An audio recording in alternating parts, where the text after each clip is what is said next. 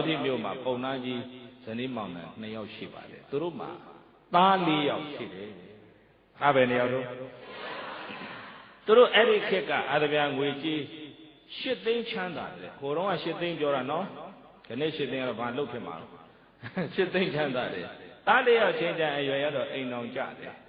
အိမ်အောင်ကြတော့မိဘတို့ဟိုတရားတိုင်းပေါ့3 သိန်းစီလက်ဖွဲ့လိုက်ယင်းဒီလုတ်ကန်စားဖို့လက်ထက်ပဲ3 သိန်းကြ4 သိန်းကြံတော့သားတွေလည်းအဲ့မိဘတွေလက်ဖွဲ့လိုက်တာနဲ့အဲ့စီးပွားရေးတွေပါလေခွဲလို့ကိုအိမ်နဲ့ခွဲသား4ယောက်လို့အိမ်ခွဲတော့အိမ်ကြီးက6တွေ့သွားတယ်သားသမီးမရှိတဲ့အိမ်က6တွေ့တယ်မှန်လားဒီလိုနဲ့လေးလာတော့ပုံလေးမကြီးလေကွယ်လွန်သွားရောပုံသားကြီးတယောက်တဲ့အားငယ်သားတွေရတယ်သူတို့အမိဇာဗနာပြီးလေကလေးကပိုးမလားအားငယ်နေတော့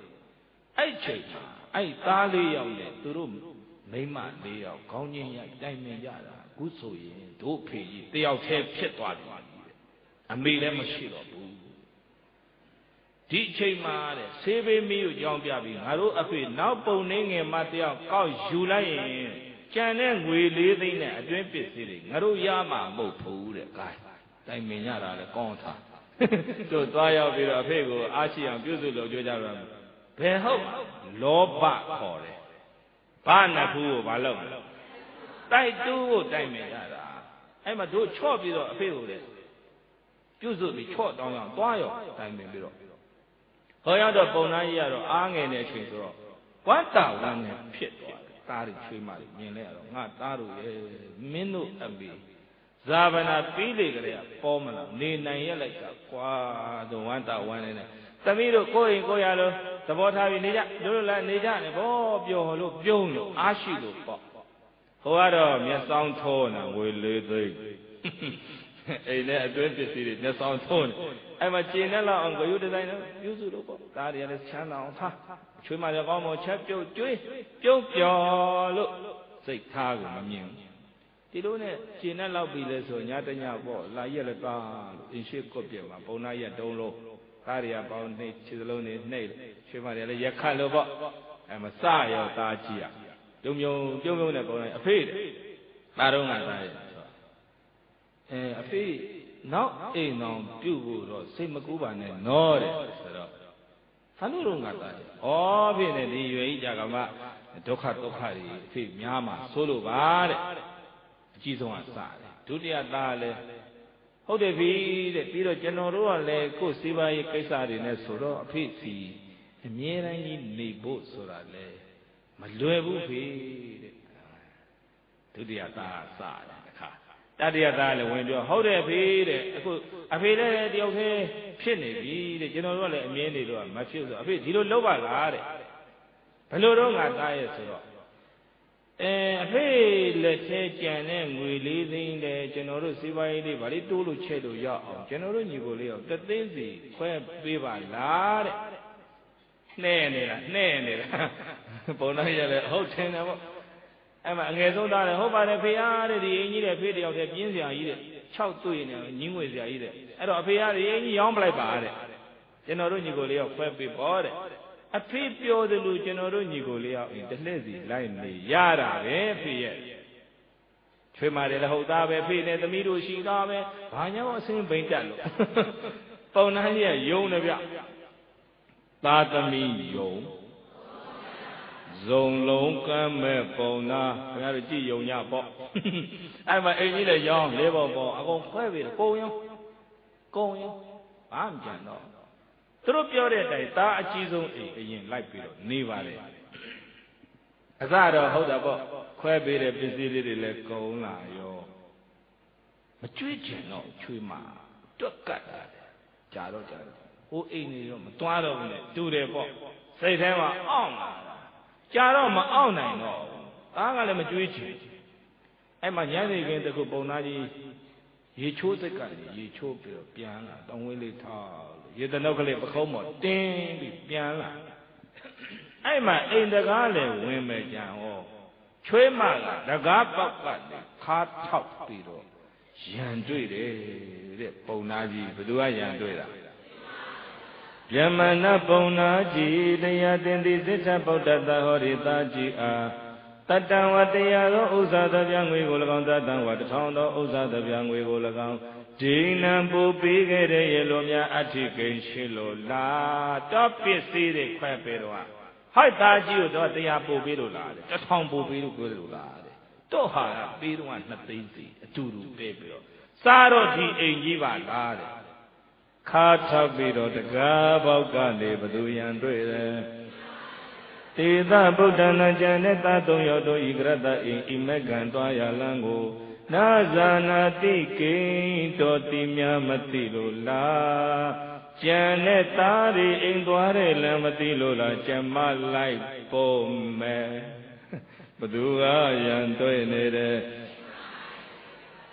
Ponai and Otwa, ha. Say the young, go quite you don't want Timiana Bopu.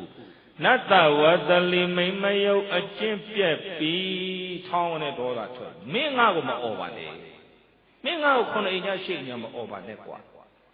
Mindo Matara is an Amasavu, I Mazagamia and Dana Modo time Jane.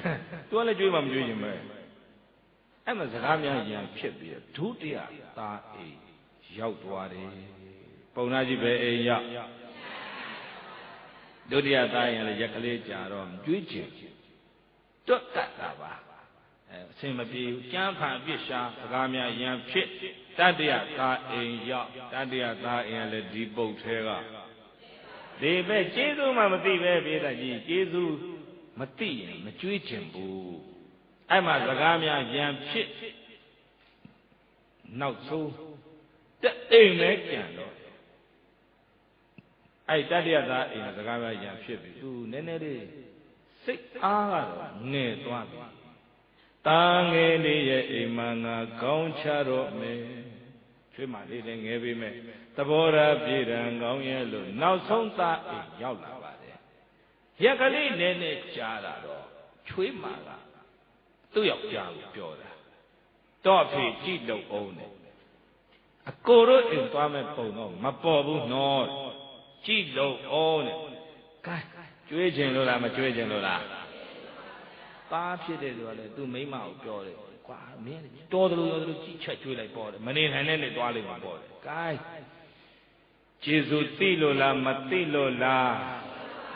အဲ့ဒါပြောရနေပါပေါ့ဗျာတရားတို့ရက်ထဲမှာပြောကြတာပဲဗါတဲ့သားသမီး10ယောက်ကိုမိဘ2ယောက်ကအိမ်မော်တင်ပြီးဝအောင်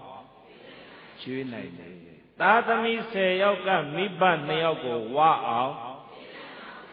မကျွေးနိုင်ဘူးဆိုတာအဲ့တွက်ကတ်တဲ့စိတ်ကတ်တွေကကြောတာမှန်လားပြည်သူကြီးအေးအဲ့ဒီမှာပုံနာရသူ့မဒရာမှန်တီးတော့တီးတယ်ဒါပေမဲ့ပြေးစရာမြေရှိပါလေရဲ့လားဝင်စရာအိမ်မြင်ပါလေရဲ့လားတိခံပြီးတော့ပြည်သူကြီးနေလာတဲ့ဈာကနောက်ဆုံးအပြစ်မရှိအပြစ်ရှာရံဖြစ်ပြီးအိမ်မော်ကမောင်းချလိုက်ကြတယ်ဝင်စရာအိမ်မရှိတော့အဲ့မှာတောင်ဝင်းလေးထားမျက်ရည်တွေလဲလို့ခြေဦးနဲ့ဒူးတဲ့ရာထွက်လာသည်နေခင်းကြောင်တောင်ကြီးနေကြလဲပို့လိုက်ထားတောက်ထိလမ်းမကြီးတိုက်တောင်ဝင်းလေးထပ်ပြီးတော့အဲ့ဒီမျက်ရည်တွေလဲဓနပညာမရှိပါသောဥစ္စာမရှိဂတိမတိလူမမီပဲလူဤမတွင်ပွဲလေခွင်သို့မဝင်အပသုံးမကြဘူးတဘဝလုံးသဆုံးအပြင်ချမ်းသာကင်း၏မယွင်းမှန်လားဤလောက၌ဖာမီကိုပင်ဥစ္စာမြင်မှခင်မင်မြတ်လေးသားတို့မွေ၏သမီးတို့ကြွေ၏ပဲ၍မရှိဖာမီတို့အသမီးသားလီထံပါနိကမရဒုံလျင်ရှောင်ကြကွင်း၏အမေဖေရန်တပြားမှမရှိတော့ဘူးဆိုတော့ထံပါနိယမကတ်တုံလင်းရှောင်ကြကွင်းဤခုပုံသားကြီးလက်ထဲတပြားတစ်ချက်ရှိသေးလားပဲ၍မရှိဖမ်းမိတို့အတမိတလီထံပါနိယမကတ်တုံလင်းရှောင်ကြကွင်းဤမိဘစီပါမရကြရှိတော့မောင်းချတာပြည့်ရည်လေလို့နာရဲမှာကြားစေပါ စ္စည်းတွေခွဲမပေးရလေခင်တုံကအဖေပြောသလိုတလဲစီလိုက်နေပါတဲ့ယုံမိတာငါအမှားပါတောင်းဝဲထားပြီးခြေဦးနဲ့ဒုတဲ့ရထွက်စိတ်ညစ်ရင်သူ့ကိုသူဘယ်သွားမှလည်းမသိပါဘူးဒီလိုနဲ့မြို့အပြင်ဇရပ်ပြက်ဇရပ်အိုကြီးစီရောက်ခရီးသွားတွေတောင်းစားတွေနားတယ်ခိုတဲ့ဇရပ်အိုကြီးပေါ့မိုးကလည်းမလုံပါဘူးထရံတွေကလည်းစုပ်ပြဲအဲ့ဇရပ်ပေါ့ငုတ်တုတ်ထားစိတ်ညစ်ညစ်နဲ့အဲ့ပါညနေဆောင်ဘိုက်ကလည်းဖာဘယ်သူမှလိုက်မခေါ်မနေနဲ့ဘိုက်တဲ့တကြုတ်ကြုတ်ဖြစ်ငါဝမ်းပူစားမနေသာတော့တွေ့ရခွက်စုပ်ကလေးကိုဆွဲလို့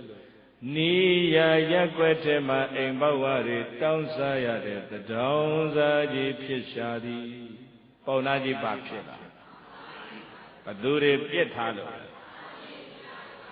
နှွေမိုးဆောင်ရသည်အလီအလီပြောင်းပြီးတော့တောင်းစားလာရတာနှစ်တည်းကြာတော့စရာစိန်တော့တက်ရွယ်ကလည်းအိုမင်းယိုယွင်းလာခဲ့ပြီဒုဘောဇနာဒုက္ခတရားဟိစာရတာကလည်းအိမ်မဝရမှာတောင်းရင်လို့ရသမျှမဝတခါဝတခါအိရရာကလည်းဇယပြည့်ဇယဥပမာမိုးတွင်မှမိုးမလုံးဆောင်းတွင်မှခြုံစရာဆောင်ရကမရှိအတိဒုက္ခရောက်မိလာတတရီရောခန္ဓာကိုယ်ကလည်းပိန်ချုံညှိုးနွမ်း၆သွေလို့လာခဲ့ပြီပုံနာအိုကြီးကျမ်းမာပြီးမကောင်းဖြစ်လာတယ်ဘယ်သားများလိုက်ခေါ်မလဲဘယ်ချွေးမများပေါ်လာမလဲလို့မျောနေပေမဲ့တယောက်မှပေါ်မလာညာဆိုအဲ့မပြောမလုံတဲ့အမိုးကြားကမိတ်တုကျဲကလေးတွေမောကြည့်ရင်နဲ့တည်သွားတဲ့ပုံနေမာကြီးကိုတန်တရှာတယ်။အော်ငါလည်းမင်းလို့ဆိုတော့သေးခဲ့ရင်ကောင်းမဲ့ကွယ်မင်းသားတွေပြစ်ထားကြပုံလာကြည့်နေစေခြင်းနဲ့လို့ညစ်တဲ့တကောင်မျက်ရည်တွေကြားအားငယ်နေရှာတယ်။ကျမ်းမာရေးမှာမကောင်းပဲ။သားသမီးတွေမျောတာပေါ့။ခေါ်မဲ့သူရှိပါရဲ့လား။အဲ့မှာညတညတောင်တွေးမြောက်တွေကျမ်းမာရေးဆိုးလာတော့အာကိုရှာရင်တွေးရင်နဲ့ဇေတဝန်အကြောင်းကဖယားအကြောင်းတွေးမိတယ်တဲ့ဗျဘု து ကြောင့်တွေးမိပါလေညအဲ့မပြောဘူးအာကိုရှာတာနေမကောင်းတော့သမ္မနောဂေါတမယဟံဂေါတမတိအပ္ပကုတိကိုကိရမျက်မှောင်တကုတ်ကိုလည်းမလုတ်တတ်ဘူးတဲ့ဥဒ္ဒါနမုခောကိရပြုံးရွှင်ပေါ်လွင်သောမျက်နှာတို့လည်းရှိတယ်တဲ့သမ္မနောဂေါတမယံဂေါတမတိဒုက္ခသမ္မသောကိရရောက်လာသူလူအပေါင်းကိုနာချမ်းသာအောင်ချိုးသားတဲ့စကားတွေနဲ့လည်းပြောဆိုဆက်ဆံတတ်တဲ့သမ္မနောဂေါတမယံဂေါတမတိပဋိသန္ဓာရကုသလောကိရခုလိုခဲကွယ်လွင်မှုတွေရှိတဲ့ကစိစညှိနှိုင်းဖြည့်ရှင်းပေးရမှလည်းလိမ္မာကျွမ်းကျင်တော်မူတဲ့သမ္မဏံဂေါတမယံဂေါတမထံသို့ဥပသင်္ကမိတ်တို့ချင်းကပ်ရသည်ရှိသောပဋိသန္ဓာရသာသမီတွေနဲ့တပံပြန်လဲစိစကြောင့်ဖြစ်တဲ့ပဋိသန္ဓာရစကားကို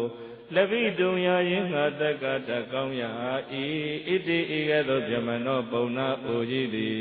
စိန်တေတိဇယဘောမှာစဉ်းစားတွေ့တော်၍နေရှာလေသတည်း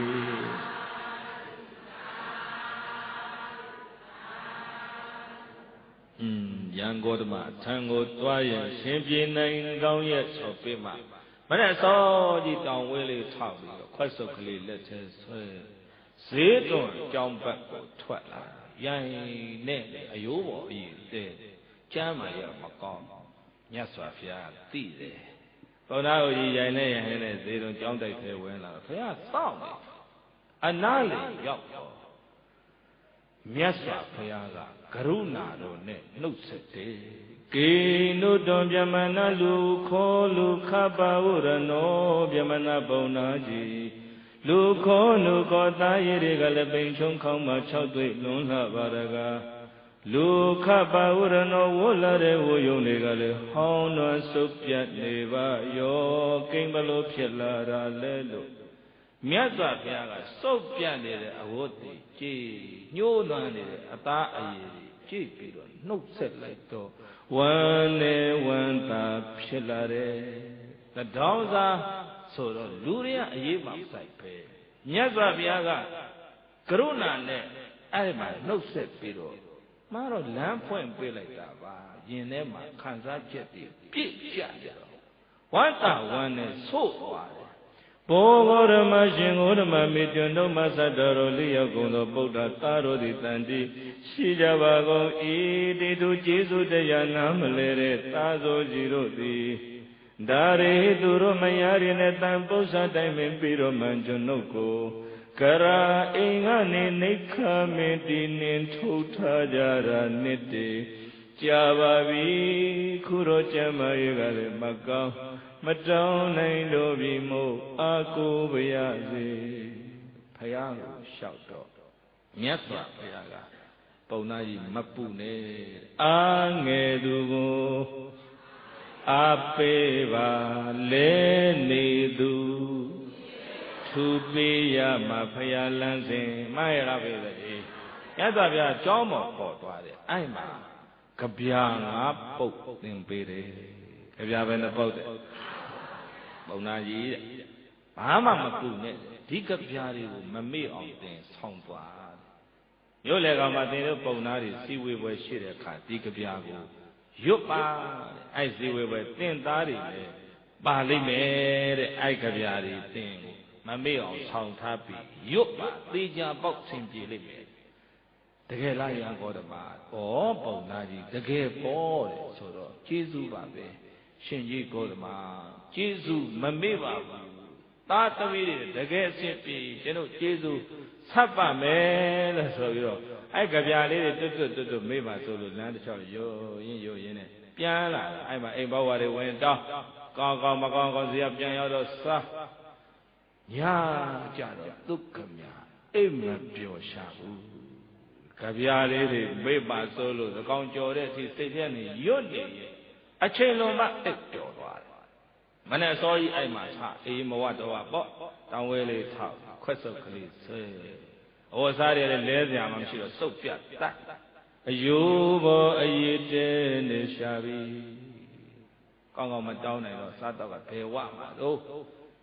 မြို့လေကောင်းစီထွက်လာစီဝေပွဲရှာတယ်ဘာရှာထွက်လာတာတော့ကြပြာလေးတွေလည်းကြေးနေပြီသူအမြဲတမ်းရွတ်နေတာမေ့ပါဆိုလို့တုတ်ကံပေါ့လေပြောရမှာမျိုးလေကောင်မှာသူတို့ပုံနာမျိုးတွေဖွေးလို့ပေးတတ်ကြီးအကြောင်းကိစ္စကြီးငယ်ရှိလို့စုဝေးနေကြအဲ့မှာသူပြည့်တဲ့ထဲကိုတိုးဝင်ချသွားတယ်ခေါင်းဆောင်ပုံနာတွေစီရောက်အောင်တိုးဝင်သွားပြီးတော့ကြပြာရွတ်ပရစီလို့တောင်းပါတို့ကြည့်တော့လေ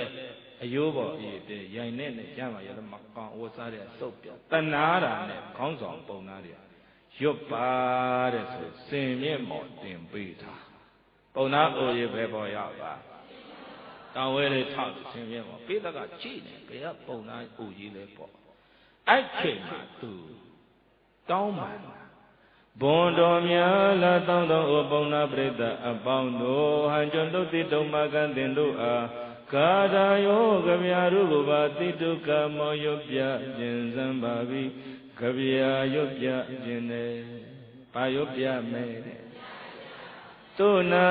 ဌာနာထောင်ပြကြစံပါလို့တောင်းပန်လိုက်တော့ဖွေးနေတဲ့ပိသက်ကြီးကငြိမ့်ကြသွားတယ်အဲ့မှာသူတောင်ဝဲလေးထောက်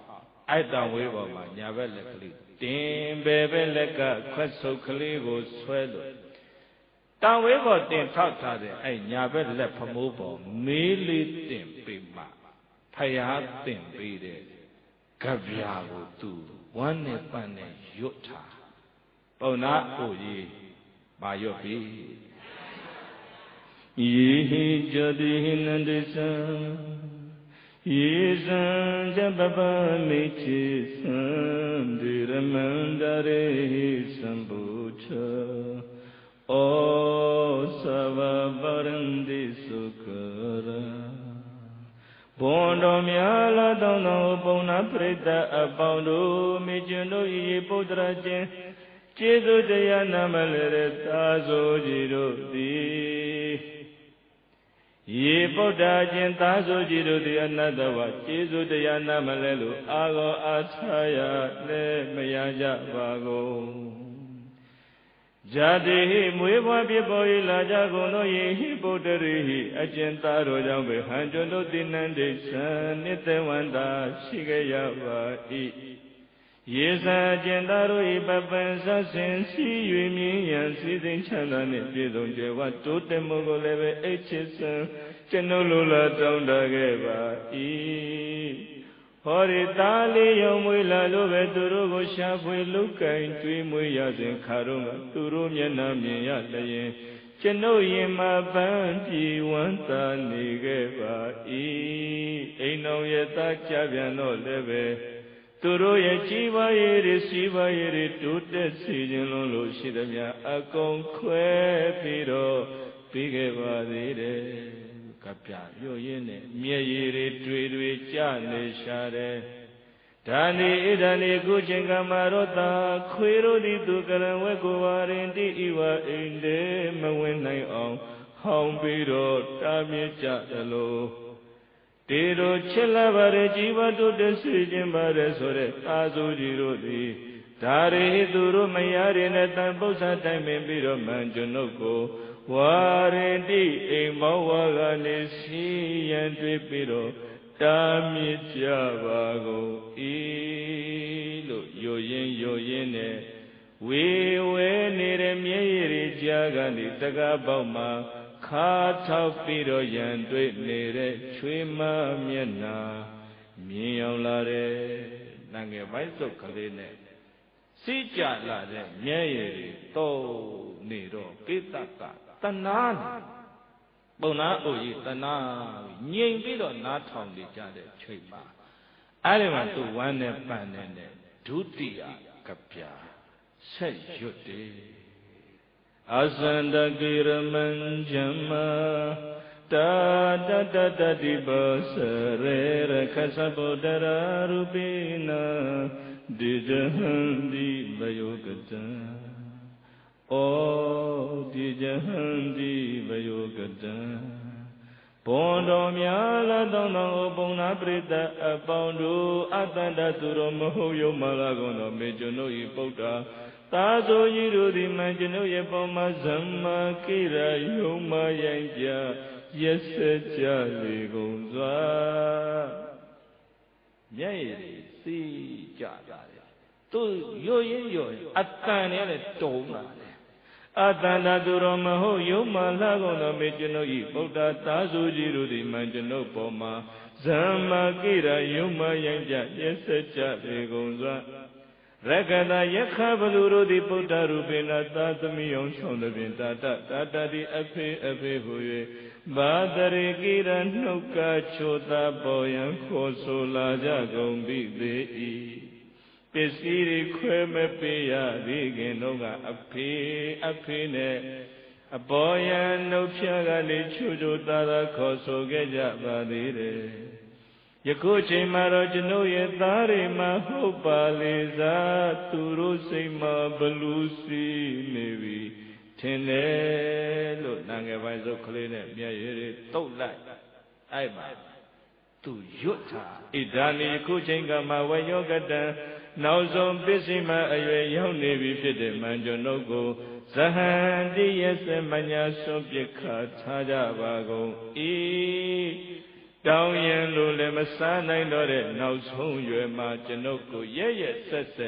Jesu daya nama le re tazo jiru ri phit khwa tha ja ba gong I lo yot lai do O lasata pona o I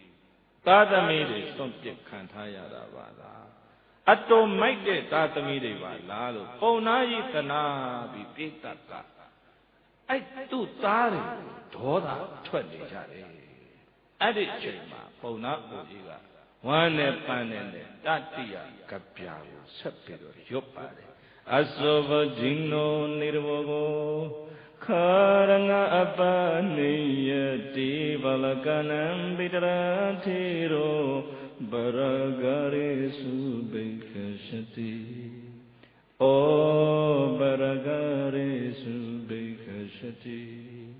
Pondo myala dono pona preta apondo nibogo wongo mayo naindo dabye atole macharo vedo Zeno ayveyo ye uminire adomyenigo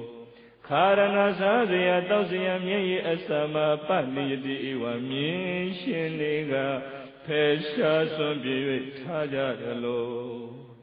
Myinigo akauno ma aya aung khai biro ma tayveyo ye umilo Umayo naino re chema asale majwe Yele matai sumbyewe Tajadalo lo yo yene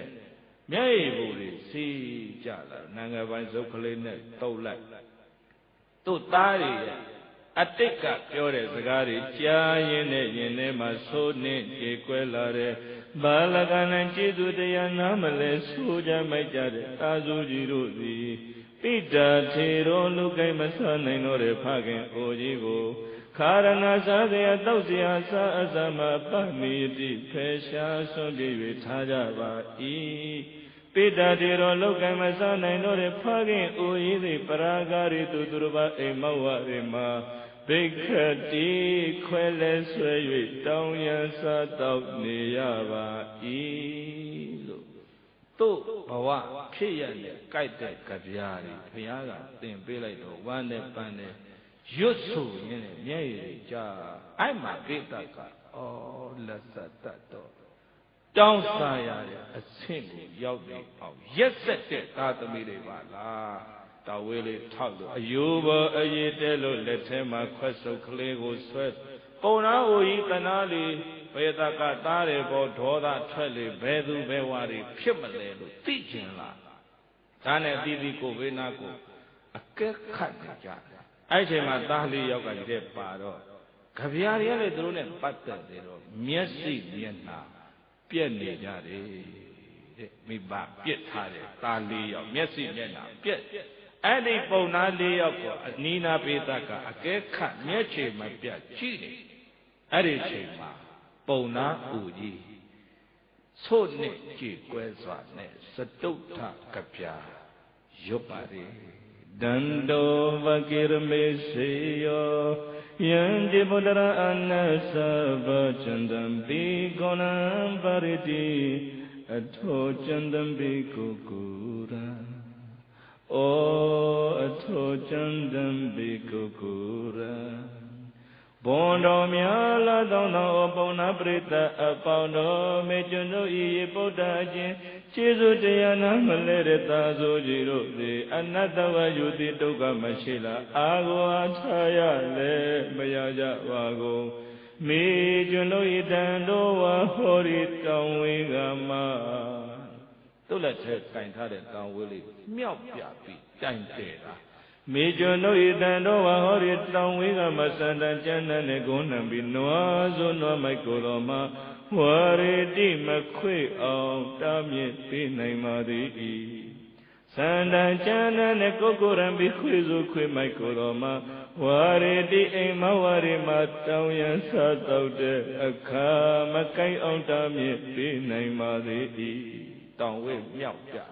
Hori taungwe gama niwe mocho Noa yang kwe nyay ma Noa zuri makwe aung Ema wari malele tauyane ka kwezore makai aung tamye pinay madhi Si jala re myayiri Nange bain zokale ne taulai chayma Dhoda thwet nede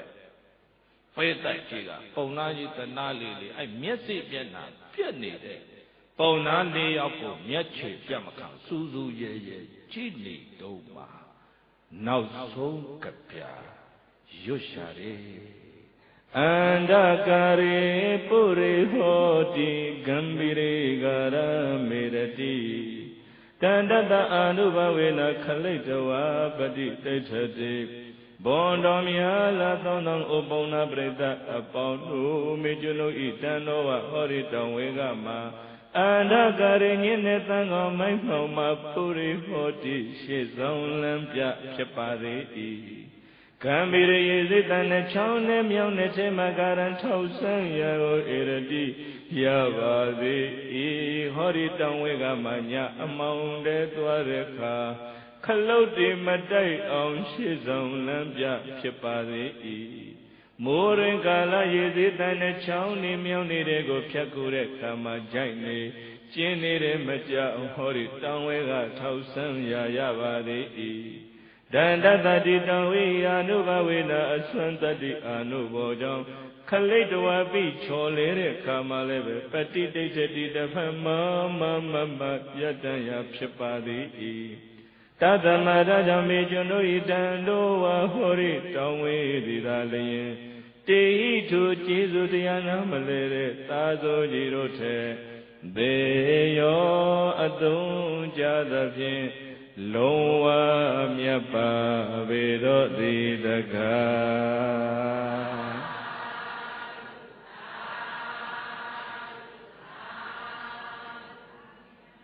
သူ့ရဲ့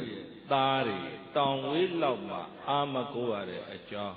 မျက်ရည်တွေကြပြီးရွတ်ဆိုလိုက်အဲ့နောက်ဆုံးကြပြလဲဆုံးရောဒေါသထွက်နေတဲ့ပေတကအဲ့မျက်စိမျက်နှာပြက်နေတဲ့ပုံနာ၄ယောက်ရင်ပတ်ဆွဲပြီးတော့မင်းတို့ပုံစံမမှန်ဘူးမှန်ဖြေစမ်းမင်းတို့ပုံနာရေးသားတွေမော်လိုက်ဝိုင်းစစ်ကြတော့အဲ့မှာဝိုင်းအုံပါတယ်ကျွန်တော်တို့မိုက်မိပါလေဒီတစ်ကြိမ်တော့ခွင့်လွတ်ပါတဲ့ကဲအဲ့ဒီမှာဒေါသထွက်နေတဲ့ပေသားဒီလောက်မိဘကျေးဇူးမသိရပါမလားရက်ဆက်ရပါမလားဆိုဝိုင်းပြီးထုကြနဲ့ကြထီပါတယ်တော့ထီနဲ့ဆွဲရိုက်ခဏနဲ့ချွတ်ပြီးပြစ်ပွဲဆုသွားတာပေါ့ခလုတ်ထီမှာဒီမှာတော့ဖေဆိုတော့ဖတ်တာပေါ့ငယ်သာပေါအော်ကြတော့ဝိုင်းရိုက်ကြတော့ဇေဝိတံနောတာတတေထာအဖေကျွန်တော်တို့ကိုအသက်ချမ်းသာရပေးပါနဲ့အော်ကြတော့အဲ့မှာကိုရှိကိုသားတွေဝိုင်းရိုက်နေတော့အဖေပဲဗျာနေနိုင်မှမလားဘယ်နဲ့ပဲလို့တင်မြင့်ဘောခုံဆင်းသွားတယ်မသိဘူးအဲ့မှာတောင်ဝဲရမ်းပြီးပြေးတဲ့ထဲတိုးဝင်သွားမာမေဘောဗုဒ္ဓကိဝိနာတိထဘောတိတန္တိမမလုံးကြပါနဲ့မရိုက်ကြပါနဲ့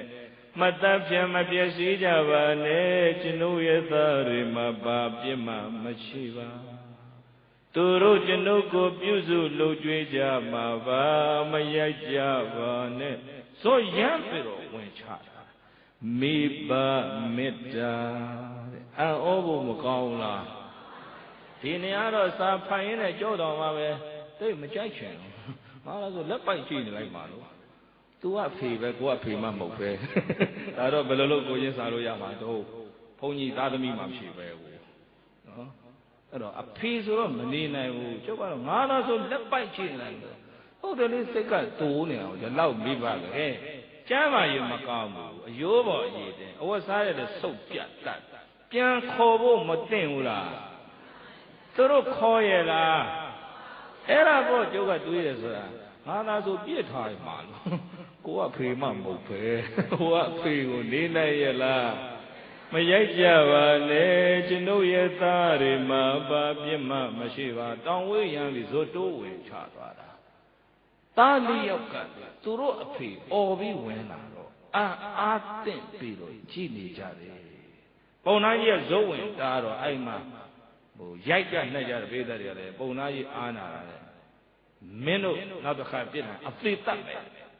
ဒီပါတော့ပြစ်ထားပါစိတ်ဆိုးနေကြတာမင်းအဖေကြောင့်မင်းတို့အဖေကြောင့်မင်းတို့တက်တာတယ်မှတ်တယ်တားရတယ်အံ့ဩဟာကြည်စမ်း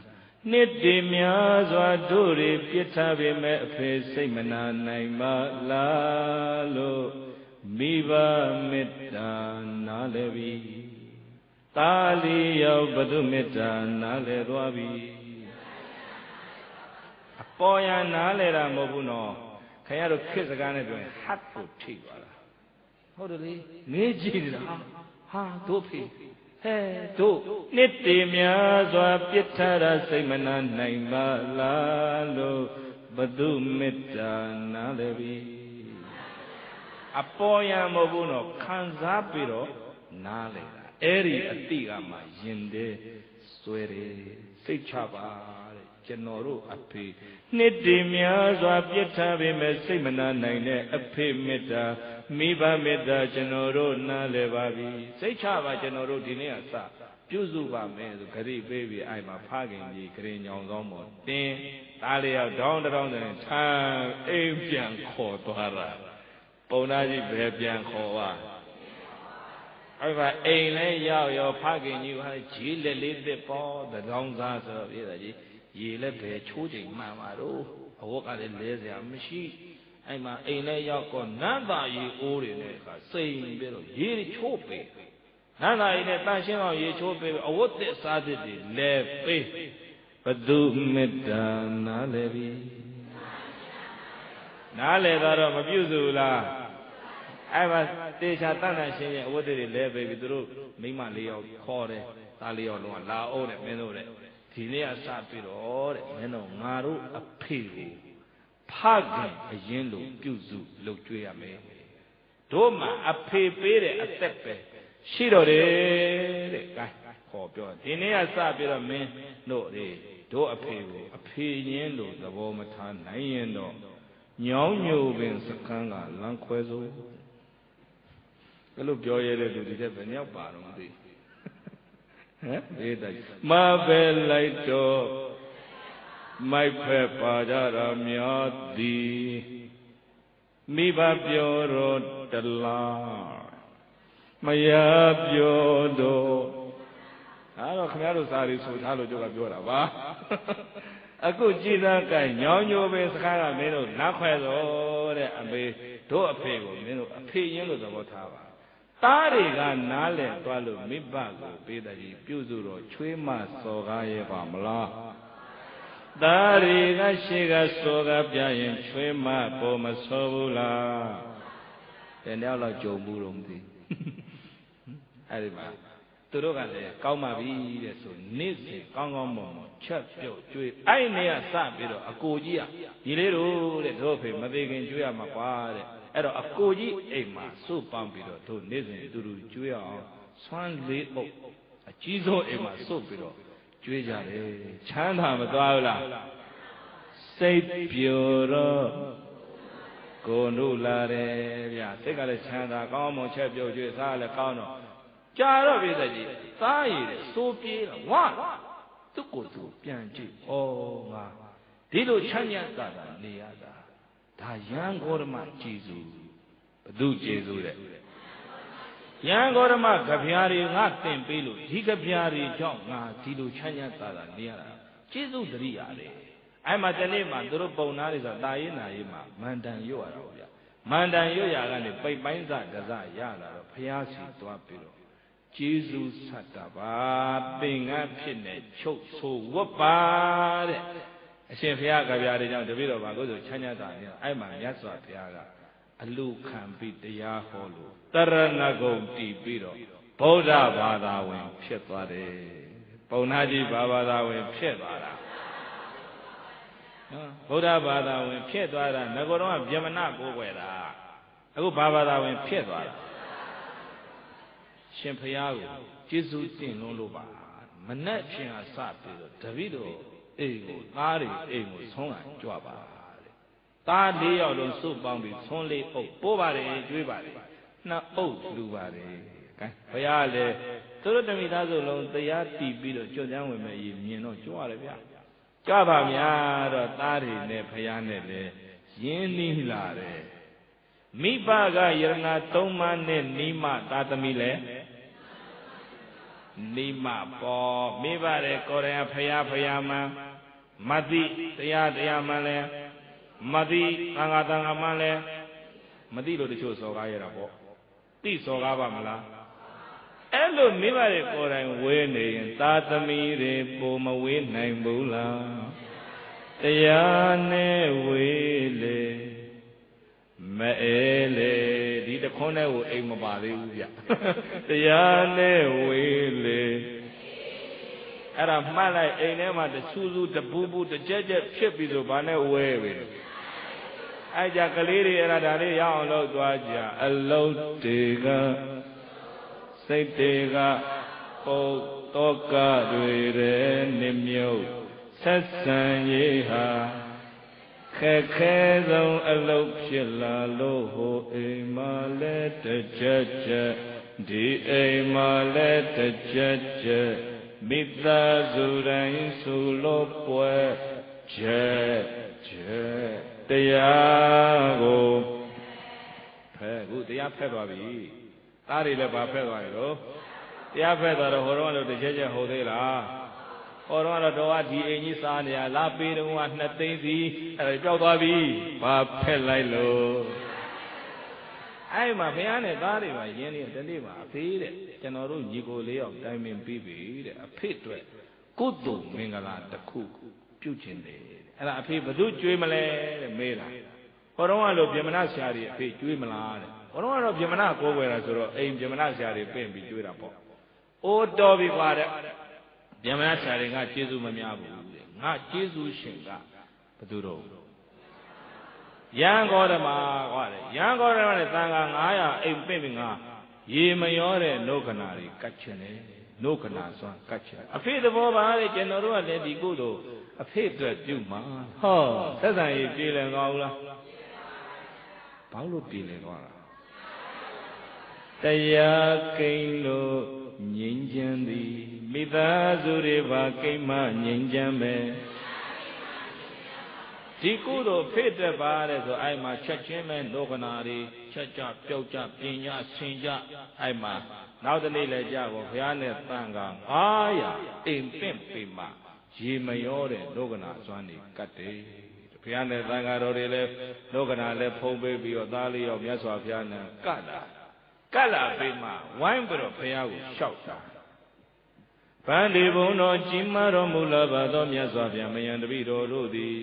အမကံပိတရံတပိတော်တို့ရဲ့ဖခင်ကြီးကိုတမ္မကောင်းမွန်စွာပြည့်စက်ကမှာပြုစုလှုပ်ကြွေးကြပါကုန်၏နပမေဇာမယင်လုံးကလိုမေမေရောရောပေါ်ပေါ်ဆဆပြစ်မထားကြတော့ပါမြတ်စွာဘုရားတပိတော်တို့ဖခင်ကြီးခန္ဓာကိုကြည့်ပါဗျာတဲ့အရင်ကလည်းမတူတော့ပါဘူးအသားရည်တွေဆိုပြေဝါဖြိုးအလားတိုးနေပါပြီဒီခန္ဓာကိုအတ္တဘောကြည့်ခြင်းအပြင်တပိတော်တို့မိဘကိုပြုစုလုပ်ကြွေးကြောင်းသိမှတ်ပြုတော်မူပါဗျာလို့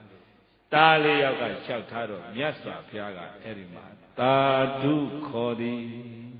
မိဘလုပ်ကြွေးတဲ့သာသမီတွေဘုရားပါခေါ်တယ်သာဓုသာဓုဗျမနာဗျမနာဥပုံနာပေါင်းတို့သာဓုကောင်းလေစွာမောရဏကပန္တိတပိရှိတို့ငါပညာရှိတို့သည်လည်းတိရစ္ဆာနယောနိယံတိရစ္ဆာန်အမျိုးသမနိဗ္ဗတပိဖြစ်ပင်ဖြစ်ကြရပါတော့လေဟိမဝန္တပရိသေဟိမဝန္တတောတောင်ကနိုင်ဆုံးမြိုင်ကြီးထဲမှာအန္တမတရမျက်စိနှကွင်းအလင်းမရရှာတဲ့မိခင်စင်မအိုကြီးကိုပေါ်တင်သူပြုစုလုပ်ကြွေးခဲ့ဘူးလေပြီဣတိဤကဲ့သို့ဧကတတကနိပါတိဧကတတကနိပါ၌အာဂတံလာသောမာတုပောတကနာဂရာဇဇတကံအမိလူကြွေးတဲ့ရှင်မင်းဇတ်တော်ကိုအာရိတဝါထုတ်ဆောင်တော်မူပြီးလင်ဗျမနာနံပုံနာပိသအပေါင်းတို့အားကထတိရွှေနှုတ်တော်လေးဖွင့်၍ယူရင်ဟောကြားတော်မူလိုက်ပါပေတည်း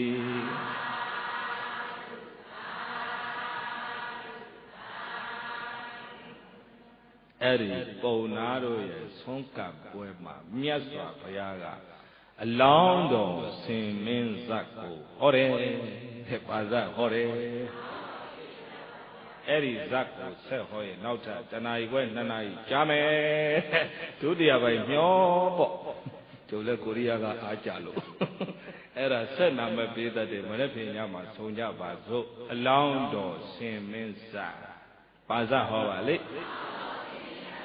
အဲ့ဒီဇတ်တော်လဲဆုံးရောတစ္ဆာပြတော့ပုံနာကြီးရောသား4ယောက်ကိုချွေးမ4ယောက်လုံးကိုအားလုံးသမိသားစုလုံးတောတာပန်တည်ကြတယ်ပါတည်သွားတယ်တရားကိန်းလို့ငြိမ်းချမ်းပြီဘယ်လိုမိသားစုတွေဖြစ်သွားပြ ပျော်ရွှင်ငြိမ်းချမ်းသောမိသားစုတွေဖြစ်သွားပါတယ်တဲ့။ကိုင်းသင်္ကာလေးဆိုပြီးတရားသိမ့်ကြပါစို့။မိဘကျေစုမြင့်မို့အထူးသိပါစေ။သုံးကောက်မိဘကျေစုမြင့်မို့အထူးသိပါစေ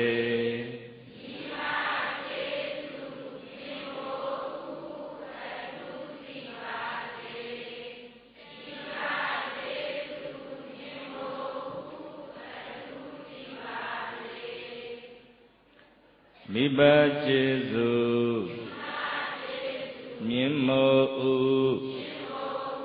အထူးကျေအောင်ဆက်ပါလေမိဘကျေစုမြင့်မို့အထူးကျေအောင်ဆက်ပါလေ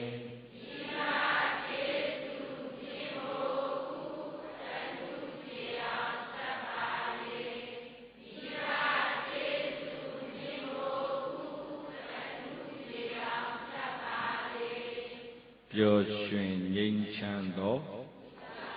မိသားစုဆိုတဲ့ဒီတရားနာကြားကြရတဲ့ဓမ္မပရိသတ်များအားလုံးထို့သဖြင့်လူငယ်မျိုးဆက်သစ်များမိဘနှစ်ပါးသက်ထင်ရှားရှိတော့မှမိဘကျေးဇူးအထူးသိကြပါစေမိဘကျေးဇူးသိပြီးတော့မိဘတို့ရဲ့ကျေးဇူးတရားတုံ့ဆက်နိုင်တဲ့သားလိမ္မာသမီးလိမ္မာများမိသားစုတိုင်းမှာထွန်းကား၍မိသားစုတိုင်းပျော်ရွှင်ငြိမ်းချမ်းကြပါစေ